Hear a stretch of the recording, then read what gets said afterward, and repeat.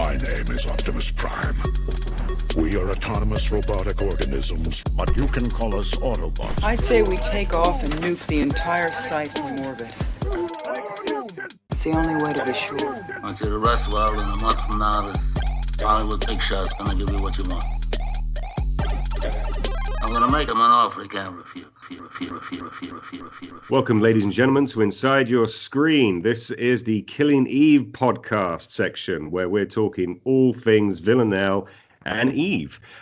This is episode 5. Are you from Pinner? And we are walking very much away from the 12 and MI6 and everything else. This is purely Villanelle-centric episode. I'm joined by my host, Brendan. How are you doing, sir? You good? I'm good, thank you, Tony. Very good. So, what was your overarching thoughts on episode 5? So, it has to be a historic moment, right?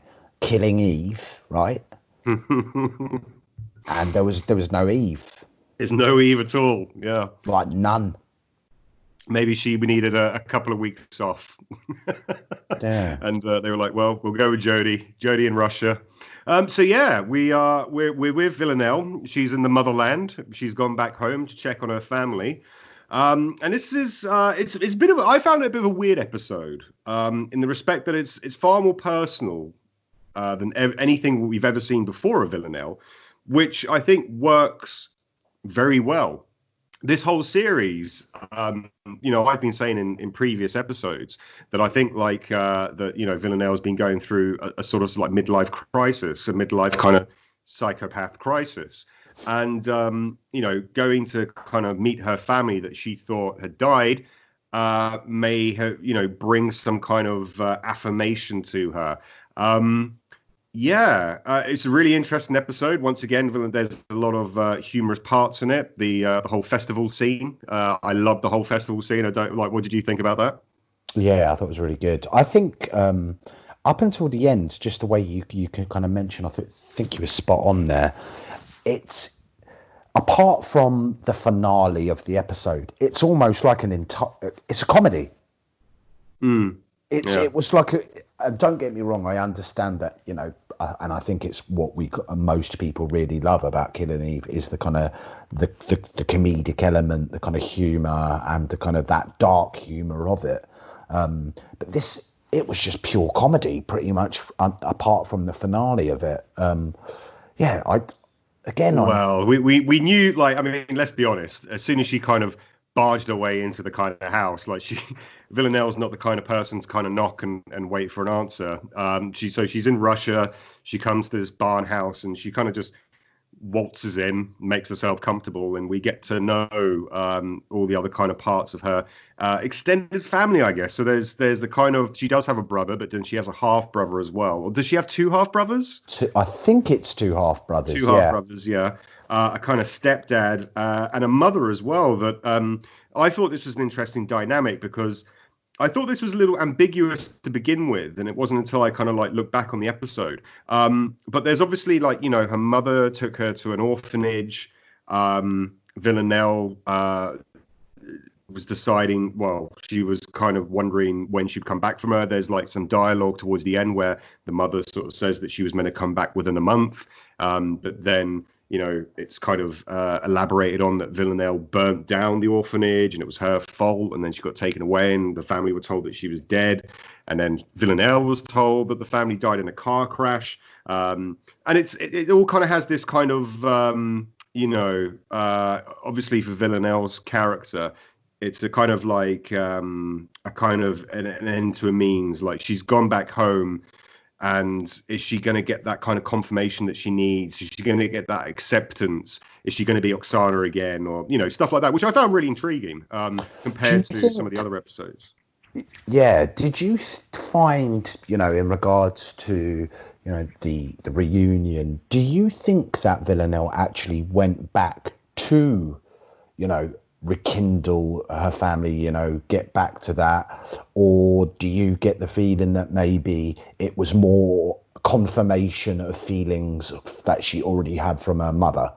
Because obviously towards, the finale, as we know, is kind of Villanelle and her mother have it out, and the mother basically says, She's the dark. What did she call her? The darkness inside you. The darkness. The darkness. She almost said alludes to the fact that your father wanted me to take you to the home because he thought you were going to do something to us and he thought you were dangerous, which obviously breaks Villanelle's heart even more because you could tell. Again, they don't go into great detail. It is quite ambiguous, but it's quite clear that Villanelle was a lot closer to her father than she was to her mother. So do you that's more like a question of your opinion? Do you think she went back to rekindle to, start a relationship again with her family? Or was it more confirmation of what she already thought, which was she hated her mum. Her mum was the reason, she is the way she is. I think personally, it's a good question. I mean, I think she kind of went back to get that confirmation or just the kind of affirmation that, why did you leave me? I mean, we've seen throughout, the whole, we're in the third series now, Villanelle is a killer. And it's an interesting one because she saves, at the very end, she saves her brother and her half brother, and that's something new that we haven't really seen before. And there's a brief moment, obviously, at the end when she's on the train ride going away from Russia, where her eyes are welling up and she's shaking, and you kind of she's on her headphones, and I kind of hope to think that she's listening to Crocodile Rock by Elton John, but we don't know. But Villanelle's kills have never affected her. And in this one, I think personally, she went back to kind of find out a kind of reason as to why her mother left her. There's a lot of people out there that are, have been in foster care and whatnot. And it's one of those kind of, it must be one of those type of elements, whereas why did this parental figure abandon me? Or it's abandonment issues at the central heart of it. I think she kind of went there to kind of just get that confirmation to find out why. And you almost have that beat, didn't you? Because it was almost like it's the scene at the fair with the young brother or half brother, where he says he's obviously come last in the cake competition or whatever, and he has that, they have that conversation where he says, mum basically said I embarrassed the family and I should, something like that. And it's almost like that's the spark where she's like, right. I think that's changed. Definitely. I mean, that's the kind of you're talking about this darkness and where the darkness comes from. And there's even a point where Villanelle says I'm my mother's daughter. And that whole section of the pie, is it pie or what is it? It's like some kind of I don't know what it is really. It looks like some kind of potato thing. Like a strudel. Like a strudel. Yeah. Strudel. Kind of like a berry strudel or like a tart. Yeah. But yeah, no, definitely. There's the moment where the mother sits down with the half brother, and instead of putting her arm around him and sort of saying, "Don't worry about it," it is you're an embarrassment to the family. So I think that's the Villanelle. That's the kind of tipping point, and we know then that she's not going to leave the house without killing a few people. But yeah, no, I mean it was a realization, I think, and that was the kind of the pivot sort of point of it all, really. I think Villanelle was offering her mother the opportunity to show that she had changed, which is unlike her. But I think that's the kind of the soft belly, the soft center, really, of Villanelle's. She gave her an opportunity, and the mother basically just turned it away and showed her the darkness, and what would be will be in that respect. So yeah. So is there something kind of that they haven't shown us there? Is there is there an incident? Is there, I don't know. I remember last week we were kind of really hoping there'd be some meat to the backstory, just in regards to her being an assassin, and I was hoping there was, was hoping there might be some kind of family ties or, some link there between the kind of assassin world and her family. Well, I kind of liked it. Yeah. Sorry, go on. You don't think there is some kind of dark underlying story there in To regard. begin with, I thought there was like when the mother first sees her and she kind of like starts crying and like Villanelle doesn't really know how to react to that. Then later on, she's asking the kind of stepfather, you know, like, oh, how many times have you been married? And he says 3, and she's like, oh, and who's your favorite? You know, there does seem to be that kind of like assassin sort of like getting straight to the point and trying to find out, you know, what's the kind of story here. But then there's this flip-flop side of it where obviously Villanelle's mum has created this kind of family, and like she knows she has the darkness in her, But she's trying to create this. Is I that think so, is that purely based on her setting fire to the orphanage? Is that it? No, I think it's just more the kind of case of By all accounts, she thought she was dead. Mm. So she can't have this. They can't have that kind of. Oh, I know you're an assassin. Oh no, I'm not. Yeah, I'm not dead. No, I'm just sort of saying like the mother has her own darkness in her, and like she herself kind of realized that through her child, maybe that was passing genetically through her, if you know what I mean, in that kind of respect. That's why she left her at the orphanage. That's my opinion. That she kind of like she saw this darkness in her own child and was like, I don't want any of this. And then she's created this new family unit, and that's why she kind of says to her at the end, like, you need to leave because we need this darkness back in here, because she already knows that she has her own darkness, but she's kind of kept it under wraps. And now with the kind of reveal that the daughter's still alive, that Villanelle or Oksana's still alive, that she'll kind of bring this back into the kind of mix. And that's something that she spent years creating, this new family unit. She doesn't want Oksana to come back and just kind of ruin it all. So she's kind of like, you need to leave, and you need to leave now. I thought this was one of the most kind of personable episodes that we've had so far. And like, it's really, the irony is that the show is called Killing Eve, and Eve's not in this. But I also think now that I think both characters, you know, in the last episode, Nico was killed, and we were talking about how the fact that that's going to hopefully galvanize Eve into a kind of, you know, back to what she was like in this first series. And I think now with kind of Villanelle having sort of crossed this off her sort of emotional list, if that's a thing, now she's going to be back in the game. So I'm hoping that the next episode now will be, you know, the two forces come together, and all chaos will ensue. What do you think? I'm thinking. I think the two forces may well come together. I'm not sure about the chaos, because I'm thinking they might go down the line of the grief. So we ended this episode with Villanelle. You know, like you said, we're not sure, but Villanelle almost at breaking point, tears. You know, she's welling up, so to speak. So that's that kind of dark side and, you know, sadness within Villanelle. And we could very well, again, this is more predictions or an guessing, we could very well kind of see the same with Eve. Kind of, this is obviously going back on my prediction last week that Nico might still be alive. But I think he's brown bread, mate. I think he's brown bread, mate. Well, if he is, we could have the same with Eve, where we're kind of following the story of Eve's grief and trying to deal with Nico's death.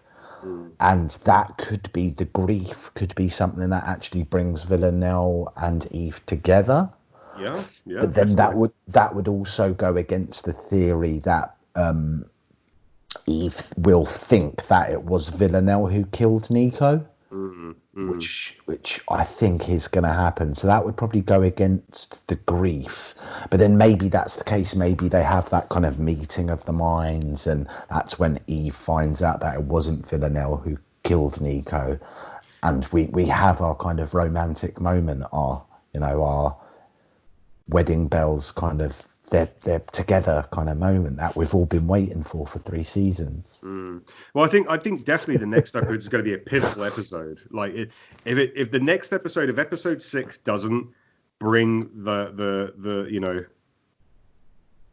juice really, then they need to move the story along as well. Yeah, it's definitely Admittedly, we knew we were going to get a kind of family story of Villanelle this week. We did know that, but that was, let's be blunt, you could have cut out the entire and I'm not saying I didn't enjoy the episode, because I did. I really enjoyed the comedic aspects of it. It's one of the things I just love most about the show. But if we're talking about moving the actual story along, you could have cut out all of that episode apart from the last 15 minutes, and you could have had Villanelle walking in and just having that conversation with her mum at the end. So Villanelle could have walked in and she would have said, Oksana, and then she would have just said, get out of my house. And then they could have had this kind of confrontation about, you're the darkness, you're this, you're that. And you wouldn't have had to have the rest of the episode. Yeah. And I still think in fact, I reckon you genuinely could do that. You could watch just the last 15 minutes of this week's episode and go straight into the next episode, and you wouldn't have missed anything. You wouldn't have lost anything in the storyline, really. Yeah, I think the whole reason for this episode really was to kind of show the smaller moments, like the possibly the greatest performance of Crocodile Rock ever committed to film or TV. Like that for me was a brilliant sort of segment. Yeah, that was really good. Where Villanelle's she's kind of like just learning to find out what a family unit looks like. And after dinner they're playing a game of cards and whatnot, and then the half brother starts singing Crocodile Rock, but they have this kind of like, it's really good like stomp type thing, but they're like, slapping their hands on the table, and the beat sounds really good. And then and there's that one moment, and I think there's a great sort of cutaway moment here where Villanelle stands up and she's just like sort of taking it all in. She doesn't really know what to do, and then you literally just see her just go like la la la before it kind of cuts away to another scene. And it's really good. It makes you sympathize more with Villanelle, which is something that I think needed to happen, because I mean, as much as we can, every episode when she kind of kills someone, there's a humorous element to it. But I think I said it in one of the first episodes that there was a kind of dangerous aspect of her becoming a kind of caricature of that kind of just killing people and whatnot. This episode for me really sort of makes it hit home that there was possibly some abuse in terms of like her parental. Like there's a moment as well, and there's another small moment at the very end when she's confronting her mother, and she's like cutting tomatoes at the kitchen sink. Yeah. And she turns around and she's got like, the kind of tomato juice coming down her eyes, making it look like her eyes are bleeding blood. And she says something along the lines of like, what is it? It's like, this always used to make you laugh. And her mother goes, no, it didn't. And he was like, oh, maybe that was dad. And you can sort of see that kind of answers a lot of things, how she interacts with Constantine. Like, she's always trying to prank Constantine, trying to make him laugh. And there's that kind of parental figure thing going on there as well. So now you kind of think, oh, okay, so now she used to kind of try and make her dad laugh, and therefore that's the kind of role that she's taken on with Constantine. Is like, there's a lot of like nuances like that I really appreciate. That is a very good observation. And you could say this, obviously not necessarily with the hate, but with Dasha, she's very confrontational. They had the fight the first time they met where they kind of grabbed each other's throats. And you could say that almost mirrors her relationship with her mother, who are kind of, they're at each other. They don't get on, they fight.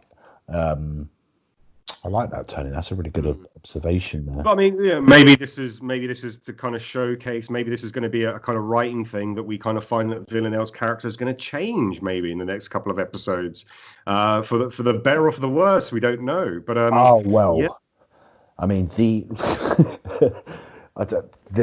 she kills her family. She kills her mum at the end of this episode, and her mum's brand new release.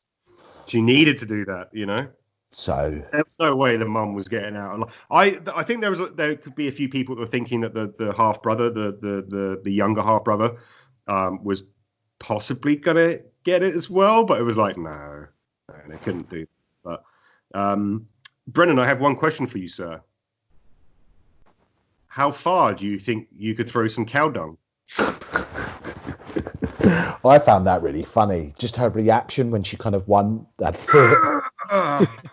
the competitive spirit. The whole scene. It was like a bellow. It was like this kind of like, It really was. It really was like, like you said, the kind of it was like her child.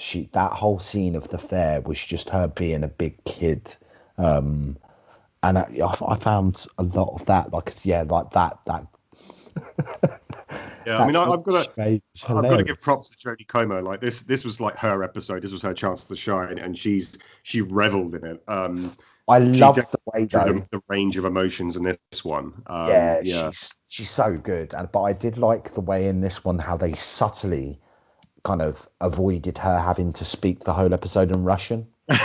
Yeah, I got that, but I'm glad you kind of picked this up, because I was the only one that was like, there's that scene where she's like, oh, she thinks she's interesting, and I was just sitting there thinking, how many how many scenes do you think that she actually was probably trying to speak Russian? They were like, you know what, we're just going to do it English. Yeah, let's leave this.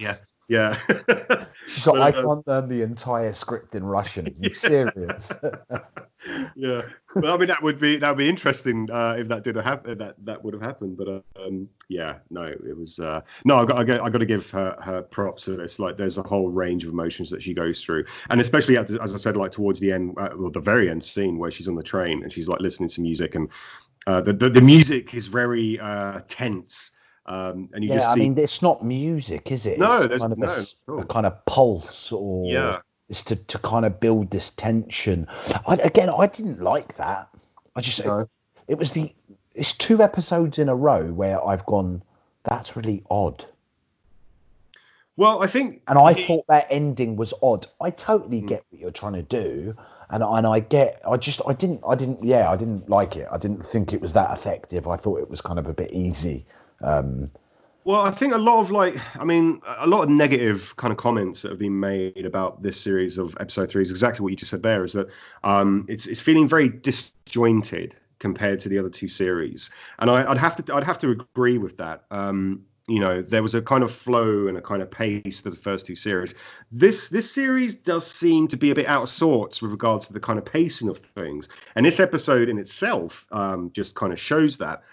But we've got 3 more episodes to go now. So they're going to have to really step on the gas and just kind of like get to the... Do you get the feeling that they're not going to? I've got the... that's my disappointing kind of, that's my cynical kind of thinking, is that that's not going to happen. I don't think this is really... In regards to the storyline of the 12, right? I don't think this is going anywhere. I really don't. I think there will be, some twist at the end. It could be the Geraldine twist, like you said. There will be a twists and turns before it's over, but I can't see any kind of concrete answers. I can still see it ending with not even a cliffhanger, but a kind of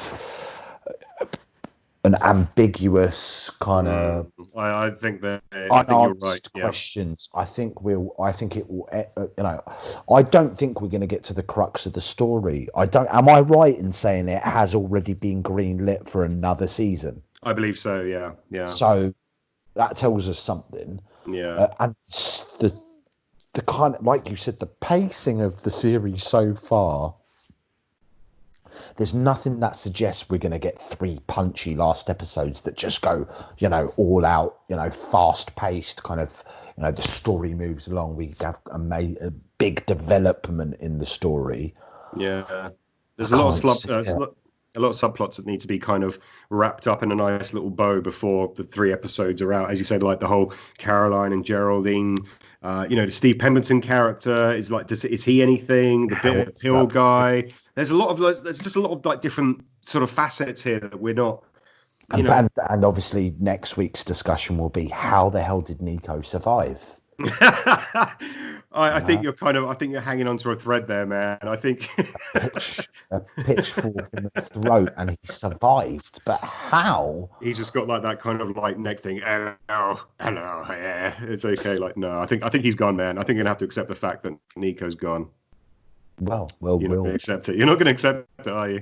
We'll know next week. They brought Dirty Den back, so that's true. Anything's possible.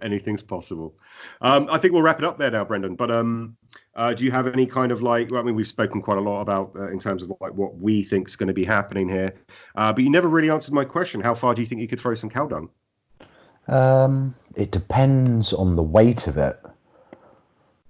You're gonna get into semantics now, aren't you? You're gonna be one of those kind of people that is like, if I get like a pancake type one, it will fling further. But if I get like a really heavy one, I tell you what, Brendan, we're gonna have to go to a field now that the lockdown rules are kind of coming up. We can go to the parks now. We'll get some dog turds. Yeah, because there's loads of cow dung in my local park in, that's why I said here dog in West turds. London. That's why I said dog turds. So we'll get some dog turds and we'll do some dog turd flipping and see what happens and see how further we can get it. Do you know what? I think I'll stay in lockdown, mate. Well, guys, you can follow us on Inside Your Screen and on Twitter. That's Inside Your Screen. You are, because, we're streets and all that kind of stuff. You can follow us on Instagram as well. If you like what you're hearing, then subscribe to our YouTube channel, Inside Your Screen. And we'll be with you next week for the next Killing Eve episode 6. And we'll find out if Nico is alive. I think Brendan's probably going to be the only one that has that kind of thought, that sentimental thought. In fact, before you end, the real question is, for next week's episode of Killing Eve, will we see Eve? I'd like to think we would. Maybe, Sandra Oh's been on holiday for the last week or whatever. Now she'll be back. She might be a bit more tanned than we've last seen her. She's been on some beach or something like that. But who knows? Well, thank you, guys. If you like what you're hearing, like and subscribe, and we'll catch you on the next Inside Your Screen podcasts.